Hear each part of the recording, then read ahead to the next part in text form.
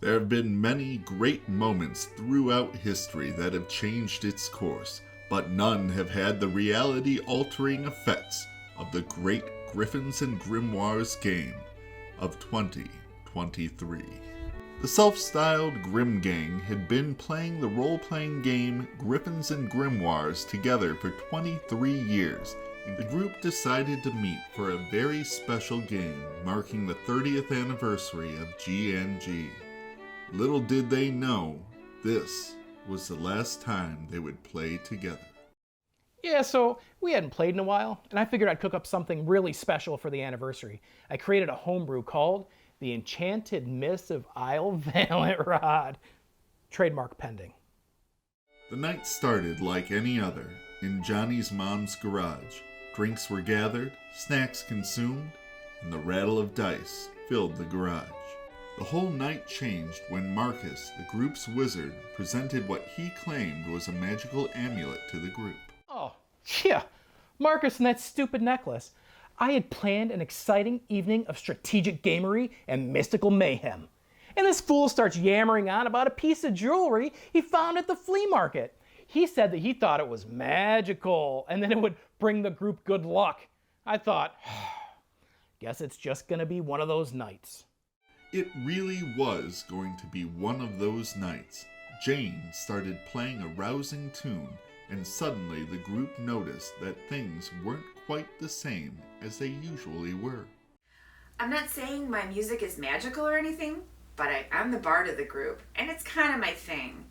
As I sang our adventure song, the air started to get warmer, and I swear I could see sparkles dancing around. But I'm not surprised. I am a professional musician after all. You should check out my band. Attack the Darkness. Here, let me play you a song. As the game progressed, Johnny became increasingly agitated, claiming that he could smell the undead. He began brandishing wooden stakes and sprinkling holy water on the group. I'm not really sure why Johnny insisted on playing a vampire hunter. I never had any vampires in my campaigns. There weren't even any in the game that night, and G&G doesn't have that class. I'm not quite sure why he was freaking out. Honestly, we mostly let him continue playing with us because we play in his mom's garage. I never really got the appeal of the game. What is it, Gryphons and Grimoires? Grown men and women playing wizard and vampires. I think it's kind of silly. However, I was happy to see that my Johnny got friends. He was kind of an odd duck all the time, you know, but even though he's 45 and living in my basement, I think he's really coming out of his shell. The night took another unexpected turn as Edward confronted his group with an army of goblins, and Marcus responded by casting Fireball. The group wasn't particularly surprised until a large ball of flame suddenly burst into existence above his outstretched hand. I don't understand why everyone was so shocked. I told them the amulet was magic. Thankfully, Johnny's mom had the smoke detector in the garage disconnected because of all the incense we burn in there. Tension started to grow high as the night wore on and an argument broke out between Jane and Missy.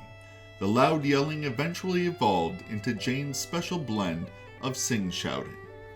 Suddenly, Jane's song became a hymn of de-aging, and Missy was returned to the age she was when the gang first started hanging out. This absolutely stinks. Just because Jane can't hold a tune and I decided to finally call her out on it, I have to go through puberty again? This is garbage. No bartender will even serve me anymore. Do you know how hard it is to get a decent drink when you're 12? The night went completely off the rails when Marcus, in a fit of excitement, cast a 4th level polymorph spell and turned Johnny into a Scottish terrier. So, in retrospect, that might have been a rather rash decision.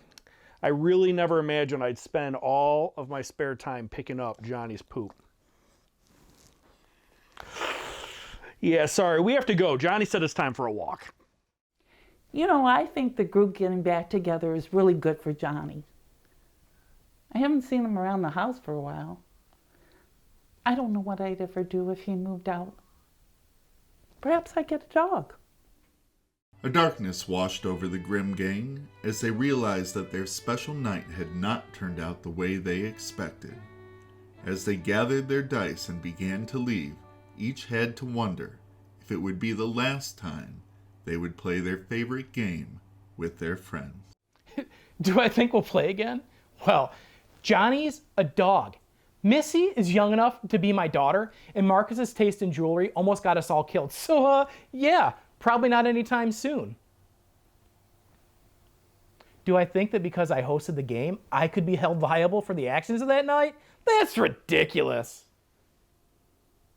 That's ridiculous, right? You know what? I think that this interview's over.